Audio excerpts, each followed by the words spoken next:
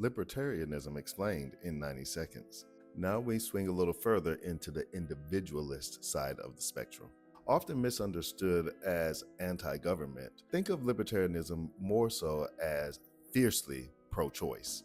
Pro-choice in speech, pro-choice in lifestyle, pro-choice in markets, and even pro-choice in the risks. Imagine a society built around personal responsibility, minimum interference, and maximum freedoms.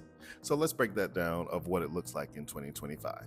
Libertarians advocate for absolute individual freedom and autonomy, where they believe every person should live as they choose, so as long as they don't harm others. They also believe that the government should be limited to protecting rights, not managing society, which means the state should be safeguarding life, liberty, and property.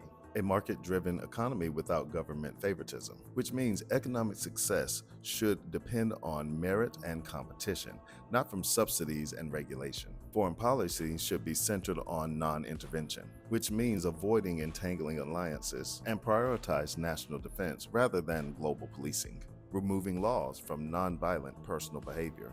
Acts like drug use or consensual sex work, those things they feel should not be criminalized if it doesn't harm anyone.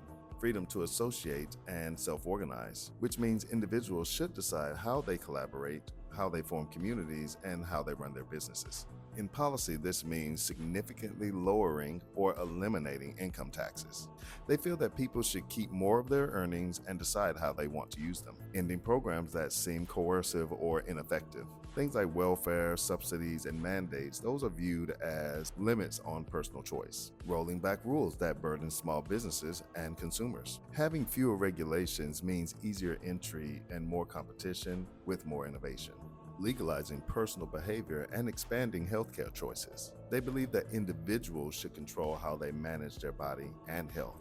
Protecting free speech and privacy from government overreach, where surveillance and censorship are viewed as threats to individual freedom. Simplifying immigration and supporting open borders. They believe that people should be free to live and work wherever they choose. Libertarian ideas in motion. Well, how does that look in America today? New Hampshire has a free states project. Thousands are moving to build a community focused on individual liberty and limited government. Colorado's cannabis laws, giving people the legal choice in their personal behavior.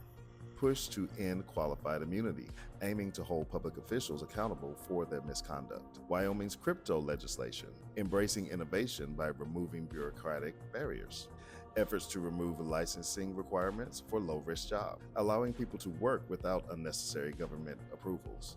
So in closing, libertarians champion the idea that individuals, not the state, knows best on how to live their lives. Governments should serve as a protector of rights, not a manager of daily activities and decisions, and a decentralized bottom-up approach to power and policymaking. Next up on our political spectrum, fascism, where nationalism, authority, and power converge. Hit the like, follow, and share button for more political breakdowns from Desi Does Embroidery, where we discuss professional politics.